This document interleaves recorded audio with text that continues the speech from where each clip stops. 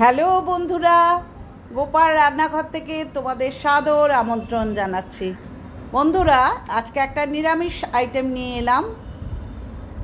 এটাও বলতে পারো একটা রিকোয়েস্টেড ভিডিও।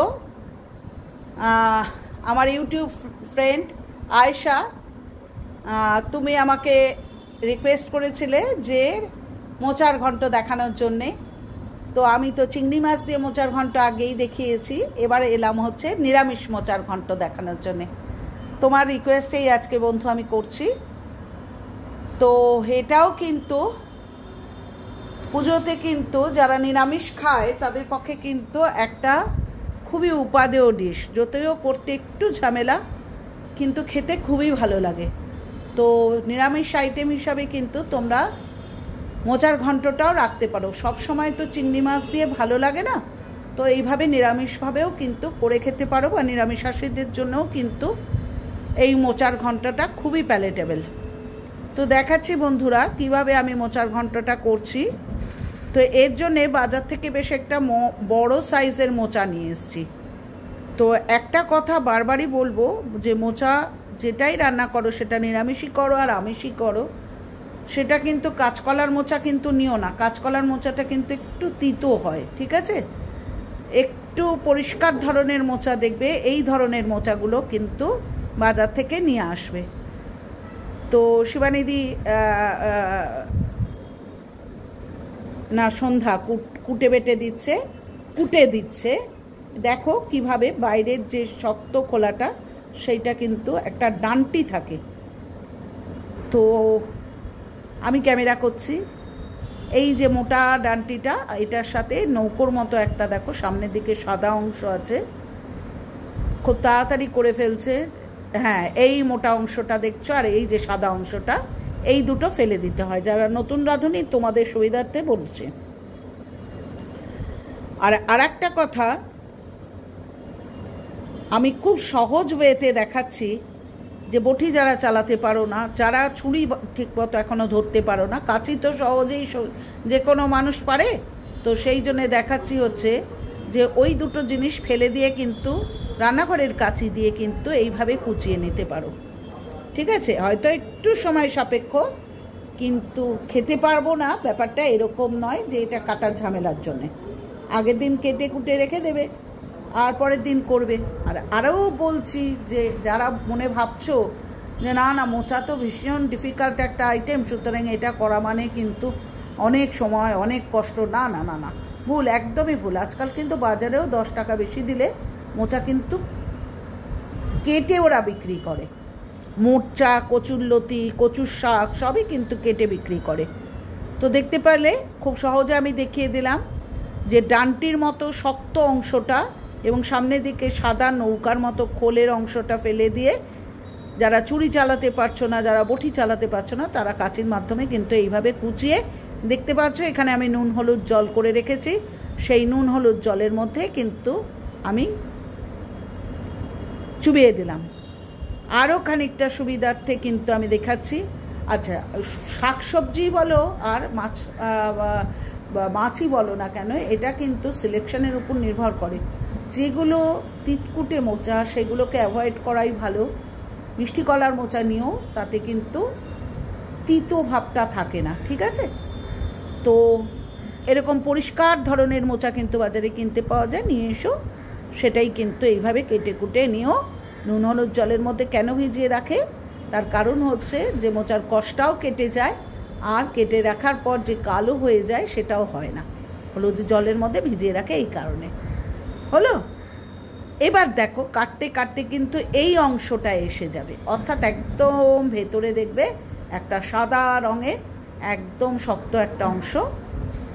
এই সময় কিন্তু তোমরা ছুরির সাহায্যে যারা করতে পারছো তো খুবই ভালো। সন্ধ্যা দেখো আমাকে বটির সাহায্যে কেটে দিচ্ছে, আমি ক্যামেরা করছি। যতটা পারবে ততটা সরু করে কোচাবে।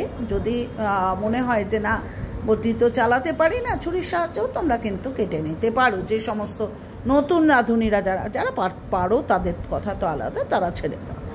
তো যাই হোক, এইভাবে আমি কিন্তু মোচাটাকে ভালো করে কুচিয়ে নুন হলুদ জলের মধ্যে রেখে কচলে ভালো করে ধুয়ে আবার নুন হলুদ জলে কিন্তু প্রেশার কুকারে কিন্তু দেখো আমি ভালো করে এটা ধুয়ে নিচ্ছি।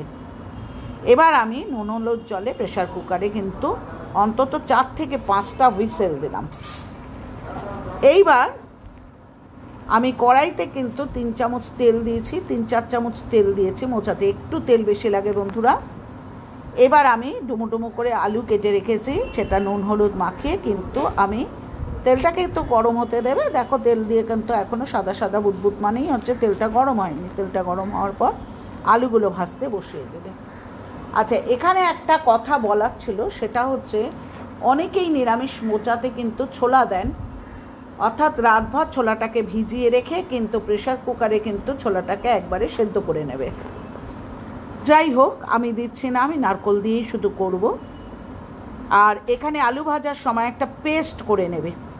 দেখো আমি অনেকটা আদা আর কাঁচা লঙ্কাকে কিন্তু একসাথে বেটে নিয়েছি, আদা আর কাঁচা লঙ্কাটাকে বেটে নিয়েছি। ঠিক আছে বন্ধুরা, আমি গুঁড়ো মশলাই রান্না করব বলে আমি গুঁড়ো মশলাই ব্যবহার করছি। এখানে 1 চামচ মতো হলুদ দিয়েছি, আর 1 চামচ জিরের গুঁড়ো, 1 চামচের থেকে একটু বেশি জিরের গুঁড়ো দেবে। ধনের গুঁড়োটা কম দিলেও ক্ষতি নেই, এটা 1/2 চামচের মতো ধনের গুঁড়ো দিয়েছি, কিন্তু জিরের গুঁড়োটা 1 চামচ থেকে একটু বেশি দিও। আর কালার হওয়ার জন্যে কাশ্মীরি লঙ্কার গুঁড়ো দিয়েছি। আমার ঝালের দরকার নেই, তার কারণ হচ্ছে আমি আদাটা কিন্তু 2-3টে কাঁচা লঙ্কা দিয়ে বেটে নিয়েছি। এবার এটা জলে গুলে এই মশলাটা কিন্তু পাশে রেডি করে রাখলাম। বন্ধুরা, আলুটা দেখো আমার লাল লাল করে ভাজা হয়ে গেছে। এবার আমি আলুটাকে তুলে রাখলাম। এরপর ফোড়নে দিচ্ছি তেজপাতা, শুকনো লঙ্কা, সাদা জিরে, ছোট এলাচ এবং দারচিনি। ছোট এলাচের অবশ্যই কিন্তু মুখ ফাটিয়ে দেবে, আর দারচিনি। এই দিয়ে কিন্তু আমি ইয়েটাকে কিন্তু ফোড়নটাকে খুব ভালো করে ভেজে নিলাম।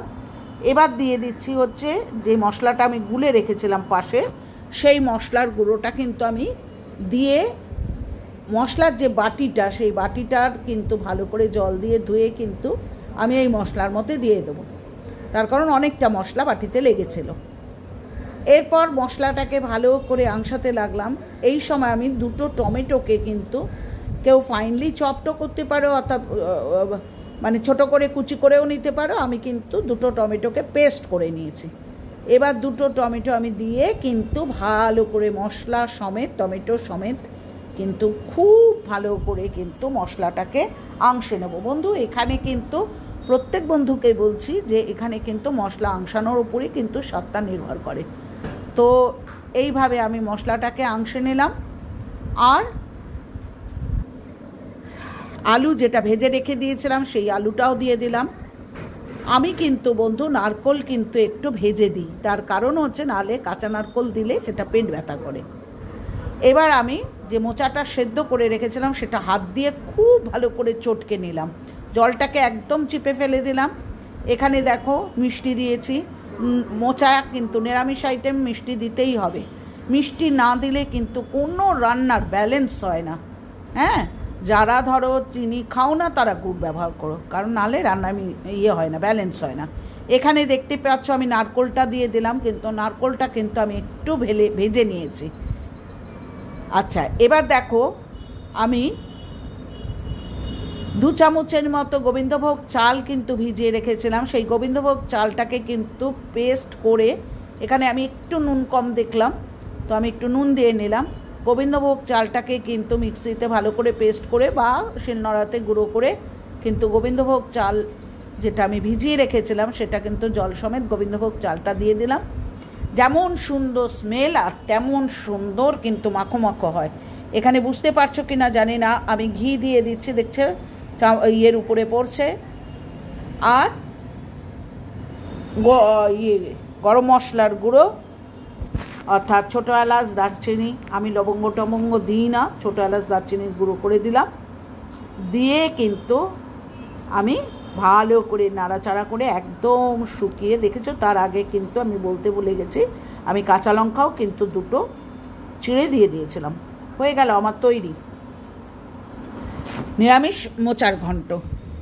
এটা ডেকোরেশনের জন্য আমি একটা মোচার খোলার উপরে করে প্রেজেন্ট করেছি, অর্থাৎ সেইভাবে আমি সার্ভ করা দেখিয়েছি। তোমরা যখন পুজোর সময় খাবে টেবিলে কিন্তু এইভাবেই সাজিয়ে নিতে পারো, একটা অপশন হিসাবে বললাম। আর যদি প্লেটে নাও তাহলে প্লেটে নেবে। তো তো ওপর থেকে একটু নারকোল কোড়া কিন্তু দিয়ে জাস্ট গার্নিশিং, এটার আর কোনো ইউটিলিটি নেই। তো হয়ে গেল আমার মোচার ঘন্ট। খাওয়াটার পর আমি কিন্তু যেহেতু ভয়েস ওভার দিচ্ছি, সুতরাং বলতে পারছি রিভিউটা অনেস্ট রিভিউ হচ্ছে, ভীষণ ভালো খেতে হয়েছিল। কারণ গোবিন্দভোগ চাল মানেই কিন্তু একটা সুন্দর স্মেল, মাখো মাখো হয়। আর আরেকটা জিনিস, ইম্পর্টেন্ট জিনিস, সেটা হচ্ছে মোচাটা সেদ্ধ করার পর জলটা খুব ভালো করে ঝারিয়ে নেবে আর এবং হাত দিয়ে বেশ একটু চটকে নেবে, তাহলে কিন্তু স্মুথনেসটা হয়। অর্থাৎ খড়খড়ি জিনিস তো খেতে ভালো লাগে না, মাখো মাখো জিনিস, মাখো মাখো তরকারি ভালো লাগে। তো হয়ে গেল বন্ধুরা আজকে আমার সুন্দর মোচার ঘন্ট পরিবেশন। এইভাবে ওপর থেকে কাঁচা পাকা লঙ্কা দিয়ে সুন্দরভাবে পরিবেশন করতে পারো। নিরামিষের একটা অত্যন্ত প্যালেটেবল ডিশ, আশা করি তোমরা পছন্দ করবে। আর আয়েশা, তোমাকে নিশ্চয়ই আমি খুশি করতে পারলাম। তো আজকে আমি আসছি, পরের দিন ফিরবো আবার কোনো নতুন আইটেম নিয়ে। তো পুরনো বন্ধুরা যেইভাবে সুন্দর সুন্দর কমেন্ট করছো, যেইভাবে ভালোবাসায় ভরিয়ে দিচ্ছ, আমি রিয়েলি অভিভূত, আমি রিয়েলি গ্রেটফুল। কারণ নির্দিষ্ট করে নাম বলা যায় না, যার জন্যে অসুবিধা হয়। কিন্তু তোমরাও জানো কে কে সাপোর্ট করো এবং করেই যাচ্ছ, বছর ভর করে যাচ্ছ। আর নতুন বন্ধুরা চ্যানেলটা সাবস্ক্রাইব করো, লাইক করো, কমেন্ট করো, শেয়ার করো।